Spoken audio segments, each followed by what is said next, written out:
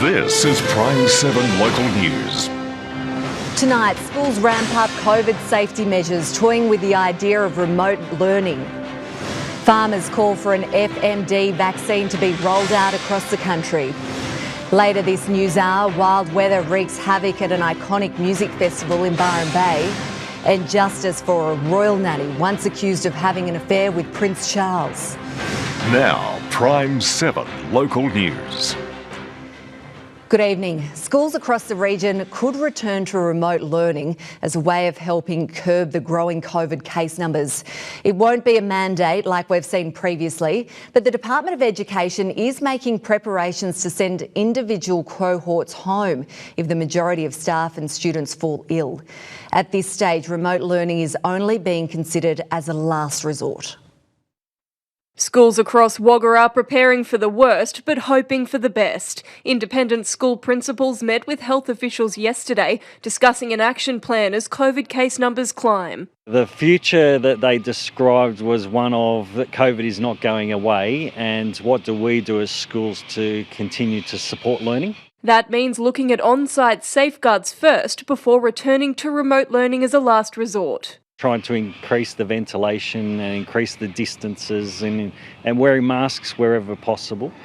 And those common sense things that I think we're all used to. But as the case numbers and class disruptions rise, remote learning might be the necessary option. Over the past 4 weeks, the Murrumbidgee Local Health District has recorded nearly 10,000 new active cases, more than 2,000 of those in Wagga. On a 24-hour scale, that's as many as 630 new positive tests across the district just yesterday. I've got teachers, I shared with them this morning, about being prepared for on-site learning and being prepared for online learning as well. The Department of Education says public schools already have a 4-week blitz underway with increased COVID smart measures like extra rapid antigen tests, masks and improved ventilation. But should those measures fall short, individual cohorts may return to remote learning temporarily if a majority of students and staff in that grade contract the virus. As for private schools, they have a little more leeway in what measures they'll install. The major push that I'm seeing is each school to be able to work out for themselves.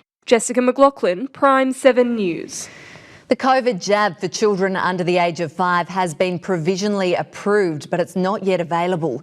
The Therapeutic Goods Administration announced Moderna's COVID vaccine could safely be given to young children from 6 months in doses 1/4 of the size of adults. But it's had a mixed reaction locally. I just think it's unnecessary and dangerous. I don't think there's been enough research on that, so I'm totally against it. Maybe it's okay. I don't know, but it depends on the parents, it's all.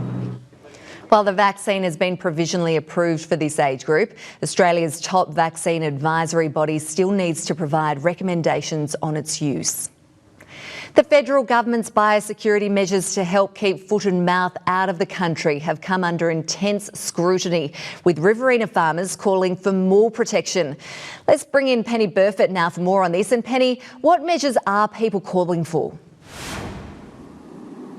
Well, Maddie, some farmers are calling for foot and mouth vaccines to be rolled out now, but there's a reason that's not on the government's priority list.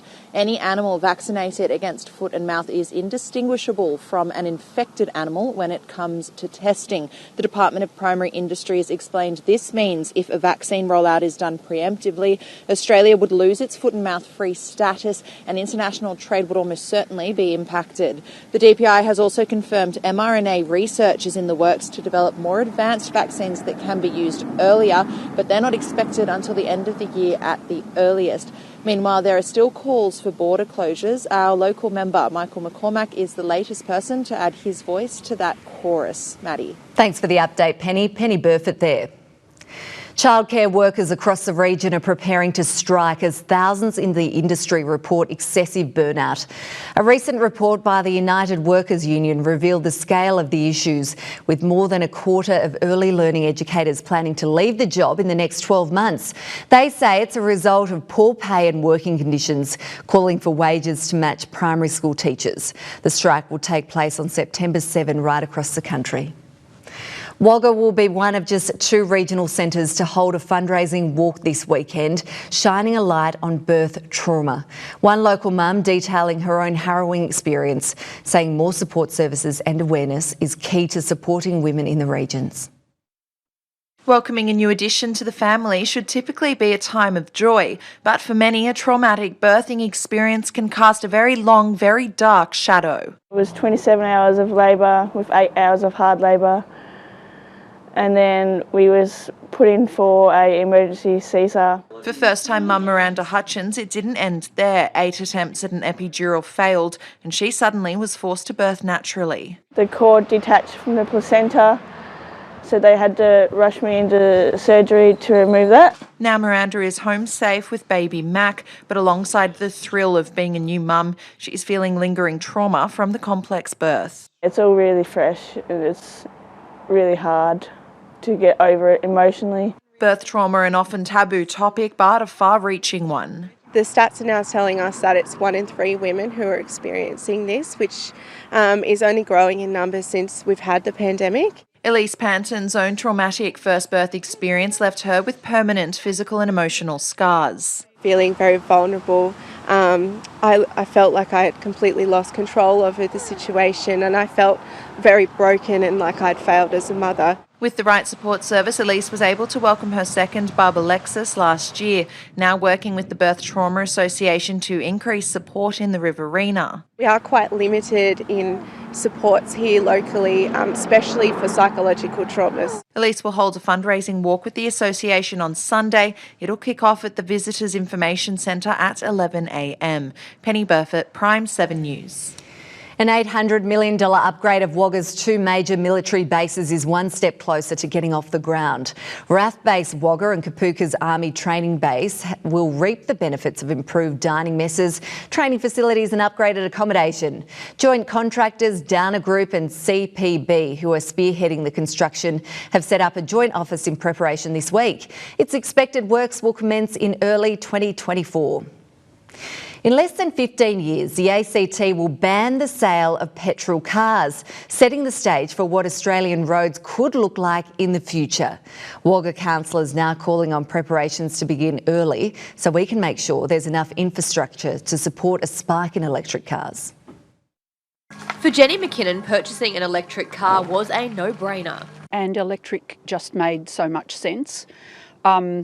We looked around, I did a lot of research, and it seemed like we could really save a lot of money on fuel and other expenses. A charging point installed at home and some research on where others are available throughout her travels, and she's found the savings have been immense, not just financially but also for the environment. We can do a trip to Sydney and back, for example, which we did a couple of weekends ago for $16 because we left home fully charged. The ACT has just announced it'll be banning the sale of new petrol and diesel cars by the end of 2035.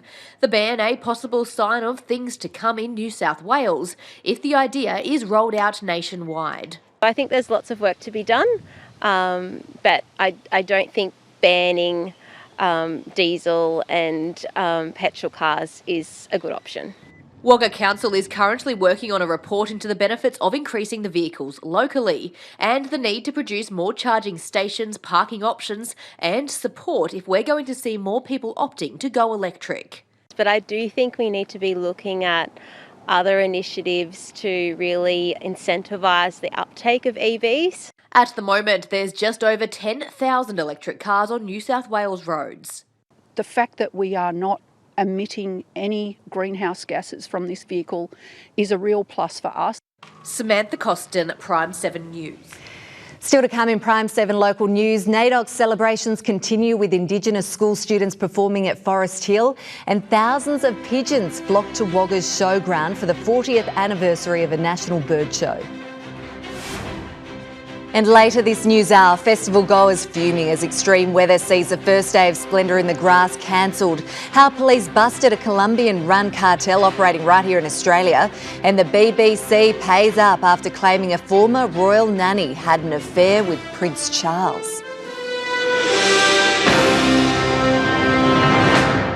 You can Catch up with Prime 7 local news anytime, anywhere on 7 Plus, and stay in touch 24/7 on 7news.com.au. Welcome back. Thousands of pigeons from across the country have flocked to Wagga's showgrounds for the Australian National Pigeon Association's 40th anniversary show. Feathers were fluffed and the best claws put forward as the birds competed for the title of Nest in Show. Contestants putting their best feather forward at the National Pigeon Show today. Birds of a feather, but no shortage of individual charm. Some curled and coiffed, others rugged up against the bitter Wagga weather, all strutting their stuff. Thousands of entrants in the first show held since COVID. With our 2,500 entries and exhibitors from every state in Australia, we're over the moon that they've all come. The birds battling it out to win top spot for their breed. Judges keeping a keen eye on presentation, looking out for the general appearance of the bird, so a profile of what it looks like. Points awarded based on the colour of the bird, the way it stands, the shape of its head, the shape of the feathers, all different varieties of things like that. Each breed comes with a different criteria and the competition is fierce. There are over 80 breeds of pigeons being judged at the show here today. This one is a Jacobin pigeon, judged on its distinctive hood and the quality of its colours. Though the ladies were preening for the judges, a firm hand is a must when handling the competitors. The show held at the Kiamba Smith Hall from today, a return to roots for the Australian National Pigeon Association, who had its inaugural show at the Wagga Showgrounds 40 years ago. It actually started in the showgrounds in 1981, July. Since then, a fixture in capital cities, but this year returning to the Riverina for its belated Ruby anniversary. Several hundred pigeon enthusiasts making up for lost time today. Penny Burford, Prime 7 News. Indigenous culture took centre stage at Forest Hill Primary School this week at a belated NAIDOC celebration. Wiradjuri girls from the school prepared and presented a traditional dance taught by Aboriginal Education Officer Shelby Lyons. In traditional paint and speaking Wiradjuri language, the girls said they were proud to show off their culture. It's doing culture and it just represents what you are on that. And were you nervous to get up there? Yeah. It's really important that I am that role model for him and I can show him that stand up, be strong, show your culture off. It's really important. The Assembly also included a welcome to country from students and artists done in class representing the NAIDOC theme. Wagga residents are encouraged to get their green thumbs out this weekend for National Tree Day. Anyone with a love of nature, mud and all things outdoor can get on board with Council's pledge to plant 1,300 seedlings in one day. Taking place at Flowerdale Lagoon on the corner of the Sturton Olympic Highways, attendees can enjoy a free barbecue lunch with all equipment supplied. The planting project will start at 10 a.m. on Sunday. Well, it's time now for a quick check of the weather, so let's zoom in now and take a look. And it was a mostly fine day, although we did see those wind gusts this afternoon, keeping things very cool indeed. Although it's not represented there on the map, Wagga felt like about 10 degrees today, but a top of 17 degrees recorded, down to 2 degrees last night, Aranda at 18. And apologies for all those missing numbers. We're having a few technical issues today. Tumbarumba 17 down to -1 overnight. And we did see mostly clear skies further north as well. Again, temperatures around that 17 degree mark, 18 degree mark. Young made it to 17 degrees, but again, very gusty winds this afternoon, keeping temperatures feeling much cooler than that. Still to come in Prime 7 local news, a renowned AFL coach set to vacate Mara's top job at the end of the season. And the Demons determined to redeem themselves against Ganmain this weekend.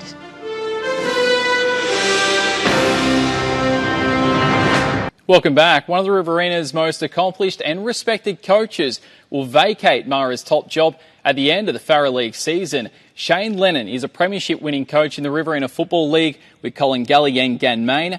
Took the reins at Mara in 2017. He steered the Bombers to the Farrer League flag, ending a 21-year premiership drought. Lennon repeated that feat the following year to hand Mara back-to-back titles in its centenary year and notch up his ninth title. Perhaps the only thing more famed than his coaching exploits, his renowned rev-ups. But you've got to earn it. It's not going to be given to us. We've got to lift as a collective group. It's there. We've got to have belief. We've got to have trust. We've got to click into gear. Let's go. Lennon informed the playing group of his decision last night. He's planning to take at least a 12-month break from coaching. Meanwhile, another local legend is also calling time on his career at the end of the Farrer League season. Kurt Hamblin secured 4 flags with Ganmain before moving into North Wagga's top job in 2016. He guided the Saints to a historic Farrer League premiership in 2019 to end his coaching stint on a high. The 33-year-old says this will be his last year. North Wagga will be on the hunt for a second consecutive top 3 scalp when it meets the Rock tomorrow. The Hawks face Collyambly, the Bombers host Barellan, and the Roos meet the Bush Pigs. The informed Colin Gully will be out to get a redeeming victory over the top of Ganmain and jump to the top of the Riverina League standings. It's the blockbuster fixture they've had circled for weeks. The Demons head into tomorrow's showdown with Ganmain determined to get one back on their rival and secure the top of the Riverina Football League standings for good measure. Ganmain, they just set up really well behind the ball with big Benny Walsh and Josh Walsh. So they just intercept mark anything that goes long down the lines, and they've got some really good midfielders. Colin Gully suffered its lone loss at the hands of the Lions in round 5, going down by 10 points. The Demons come into the top of the table showdown with a string of dominant victories. Ganmain's only 2 defeats have come in the last 4 weeks. The build-up leading to plenty of good-natured banter inside AFL House. He is a legend, yeah. Sitting next to him at the office, and he's going to be playing on me on the weekend. So it is pretty funny, and he got the better of me last time we played, so hopefully I can get one back on him. Stenning says a redeeming win over the Lions at home at Crossroads Oval would be a massive boost for the high-flying Demons, heading into the final 4 rounds of the home and away season. Colin Gully will benefit from the return of co-coach Nick Perryman and Jaden Klemke. Last time we played, we surprised ourselves a little bit. We were up by 20 points in the last quarter, and yeah, they came back and beat us. So if we can beat them, it'll just be huge. Griffith hosts Turvey Park. Mangapla meets Leighton Witten, and Narandra looks to shake off last week's 151-point pasting against Wagga Tigers. Steph Muir, PRIME7 News. Tumut will challenge for Group 9's lucrative prize for the first time this year in a bid to end the regular season with a big payday. The perfect warm-up for tomorrow's big dance. 1, 2, 3, Yana! Young captain coach Nick Cornish briefly shifting gears, turning his focus away from the Group 9 premiership hunt to pursue Mortimer Shield finals glory with Young North Public School. They're a good bunch of kids. I think this is the first time they've been this far, so it's really exciting for them, whether they win or lose. It's a good experience for them. The youngsters kicked off their campaign with a win, but the star coach had room for improvement. He could be a bit better. He's nice, he's helpful, he's all of the above basically. Tomorrow, the task gets bigger as the Cherry Pickers trek to Twickenham to meet the Blues on their turf. In mid-May, Young handed the injury-plagued Blues a 3rd straight loss. This time round, Tumut has found its form, but Cornish is confident the win will belong to the visitors.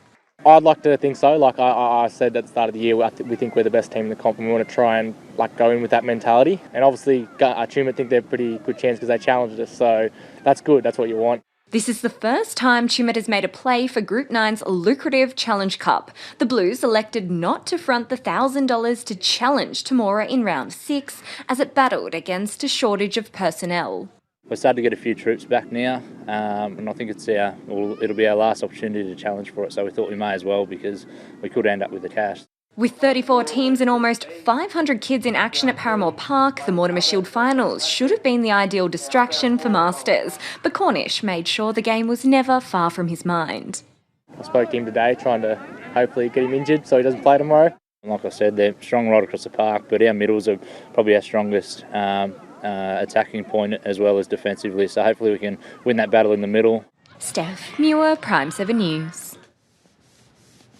Still to come in PRIME7 local news, Kirsty Fitzpatrick is back with your local weather forecast next. Hello again, welcome back. Now, as we end the working week weather-wise, we did see mostly fine conditions, but it was quite windy. Across the weekend, it is going to remain warm, which is nice to hear.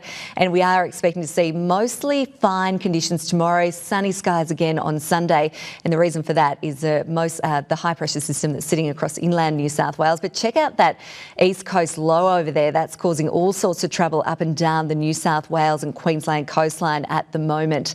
Let's move now to what's happening on the forecast as we head through the next couple of days. Now, tomorrow, as I mentioned, it should be mostly fine across the region. We are expecting to see tops of around 17, 18 degrees. But before we get to that, let's take a look at the forecast rain for the next 8 days. We are going to see more heavy falls up and down the New South Wales coastline as we head through the weekend and into early next week. For inland parts of New South Wales, that rain is likely to hit around Monday and Tuesday, but not too much rain, only around 10 to 20 millimetres expected over the next 8 days. Here's the forecast for our Saturday. It should be fine. 17 in Cootamundra, 17 in Grenfell.